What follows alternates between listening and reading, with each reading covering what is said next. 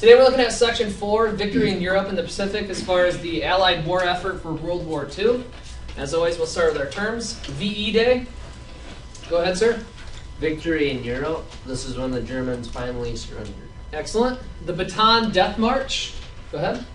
During World War II, the forced march of the Filipino or American prisoners of war under brutal conditions by the Japanese military.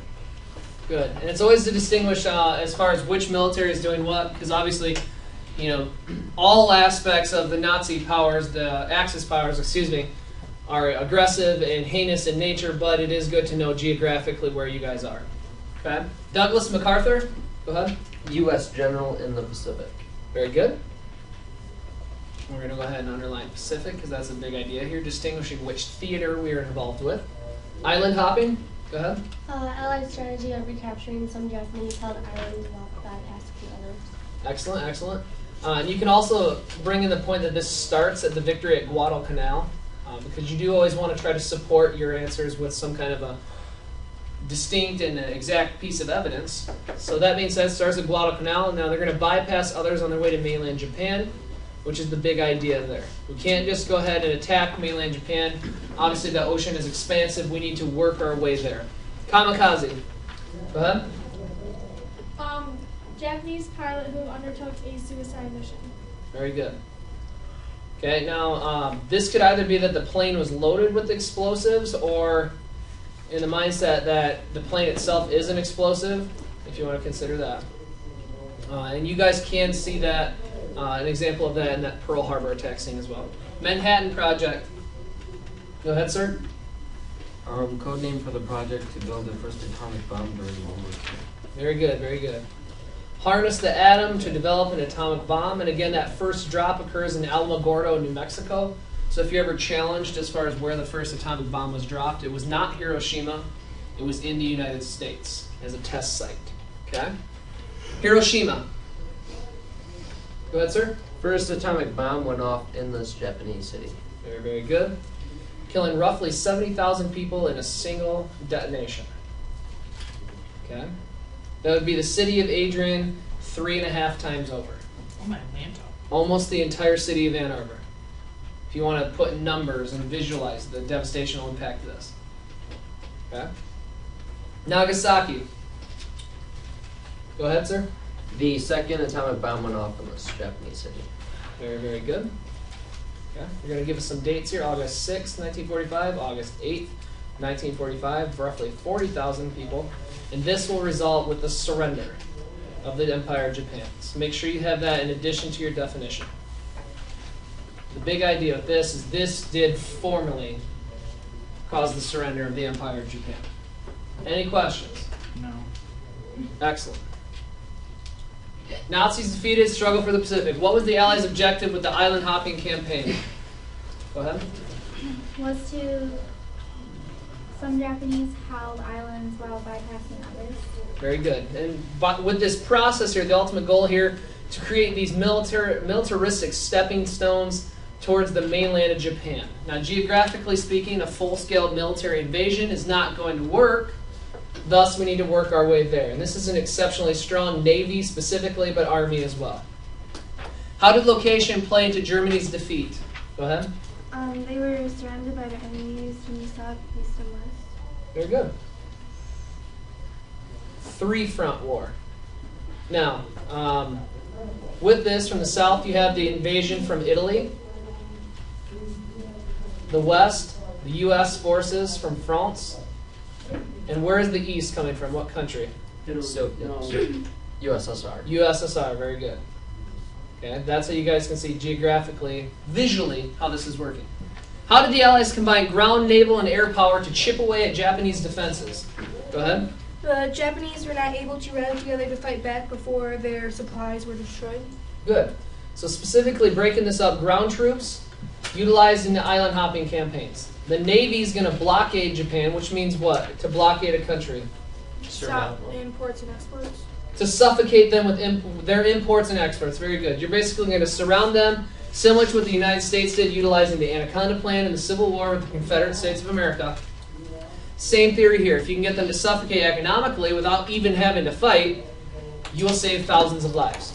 Air-powered bomb Japanese cities and industries. Now, we're going to have down here RTF, which means what again? We covered this yesterday. You guys remember? Resource, transportation, and Fuel. fuel. Very good. And this is going to be something you're going to have. Keep that in your mind. Resources, transportation, fuel. If you can get rid of this, as far as when you're waging war against a country, even if they're stronger than yours, you tend to be more successful. Excellent job. Defeat for Japan. What behavior did the Japanese fighters show in the battles of Iwo Jima and Okinawa in the air? Ms. Kersey? They would fight to the death rather than surrender. Very good. Willingness to fight to the very death. And that you can put in there kamikaze as well. Because that's what we're describing. Okay? That memorial, the iconic memorial that is in Washington, D.C., surrounds the Battle of Iwo Jima. As far as the soldiers hoisting the American flag. If you ever get a chance to go there, it's an excellent monument to the whole war, but that conflict specifically. And we do get to go there as far as the government trip your junior year. How do you think this behavior affected decision to use the atomic bomb? Go ahead. It encouraged the U.S. to use it because of the massive threat Japan posed. Very good. It's concerning because we know if we try to utilize a full-scale invasion of invading mainland Japan, that these people will not stop at all. Surrender is probably not going to be in their vocabulary. So we need to try to utilize something that's going to essentially one-up them or basically cause them to surrender without, or the goal was, with Truman's warnings, to get them to surrender before that was even needed. Why did the Americans drop the second atomic bomb? Go ahead. Lack of response from Japanese leaders about the war declaration. Very good. So we dropped the first one and there's no surrender. 2 days pass. Thus, it needs to happen. In the mindset of the American military. We also have this going on as well.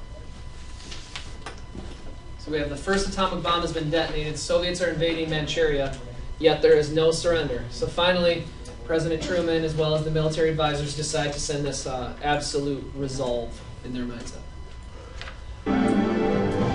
Now, the big thing I want you guys to know here, this is primary footage. The footage that you're watching is from the actual planes during this time. Okay?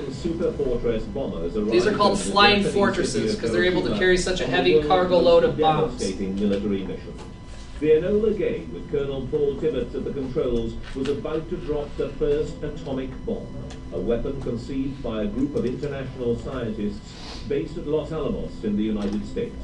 So far, no one knew exactly what effect the bomb would have, either on the unsuspecting inhabitants below or on the crew of the plane itself. They were soon to find out. The bomb went off, the whole inside of the airplane just lit up as if someone had set off a flashbulb. And then we had to wait. This was our big worry, is what would the blast do when the blast got to the airplane? And finally the blast did arrive. It was like being in an ash can and getting someone kicking. And then we crowded to the window and saw just the whole city completely covered in smoke with this very tall mushroom cloud rising from it.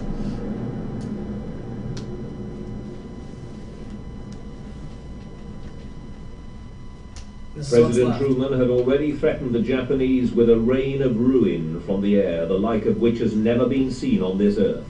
When the truth was revealed, his words seemed an understatement. The big component with these bombs is its heat that literally will vaporize anything within its reaches. Okay? Like you remember from the book we read earlier in the year Hiroshima, how people's eyes were melted out of their face. Okay? This is devastational technology. And many people would argue, the United States humanistically should have never have dropped Buildings this. vaporized, so did the clothes on people's backs. Was it a bomb that should never have been dropped? Some people thought so. Others argued that it shortened the war and kept the subsequent That's patchwork peace. burning from One your thing clothes. was not in doubt. Hiroshima taught mankind the awful truth about nuclear weapons and just what horror they could bestow.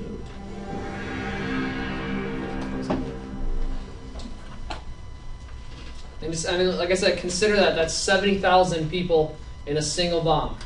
Okay? Big time stuff. I didn't animate it. A lot of people said that we should never have dropped that, but at the same time, the argument was, well, we tried to warn them and they didn't listen. Okay? We'll go through our objectives first. Describe the reasons for the final defeat of the Nazis. Go ahead. Okay, multiple front war in Europe, the Americans from the west, Italy from the south, and the USSR from the east. Hitler made poor military decisions, and German production halted. Very good.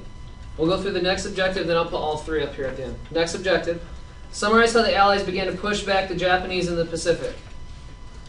Go ahead, Mr. Newman. The Midway and the Coral Sea acquired Guadalcanal. Guadalcanal.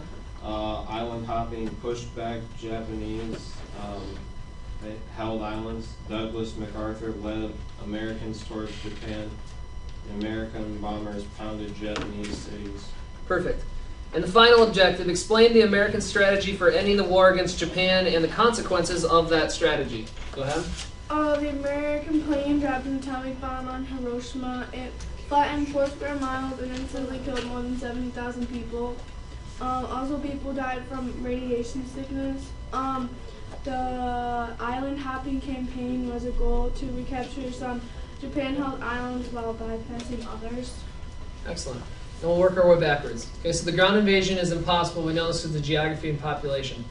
What you guys got to understand here is the population of Japan is much more concentrated. So you'd be analyzing people per square mile. Okay, you could have 1,000 people in 2 square miles versus 1,000 people across 10 square miles. Many more people in that 1 square mile. All right, so ground invasion impossible due to geography and population. Drop atomic bombs at Hiroshima and Nagasaki after repeated warnings from Truman. So you can see here with the underlining how you're getting to your points. Nuclear devastation resulted. Some people died of poisoning months after this occurred. Poisoning from the nuclear residue left behind. Later, others would become marred with many other health-related issues. Now, for example, this could include several illnesses that can result of nuclear poisoning. This also could result in men and women becoming sterile, meaning they're unable to bear children, bear life, right, because of this bomb. Second objective, summarize how the Allies began to push back. Just as the student said, island hopping campaign. That's the big idea there. Now, just like we did yesterday with our objective, we provide evidence. We have an idea and examples. So make sure that you guys get those in. So you can see your 5 points, island hopping, plus the 4 examples. Okay? Describe the reasons for the final defeat of the Nazis. Just as we said before, you got to kind of separate this war into 2 theaters. We have Europe as your first one, and Pacific as your second. Nazis surrounded by enemies. Just as the student provided, we have several things going on directionally speaking, south, east, and west, with the accompanying nations involved there as well. The Japanese component, island hopping campaign, successful, very successful. MacArthur is doing a great job as the admiral of the forces in the Pacific. Naval blockade, we're getting rid of the RTF campaign there without even attacking. And then we also have that going on the mainland as well. Those flying fortresses from your aircraft carriers. Okay? Any questions? Great job, everyone.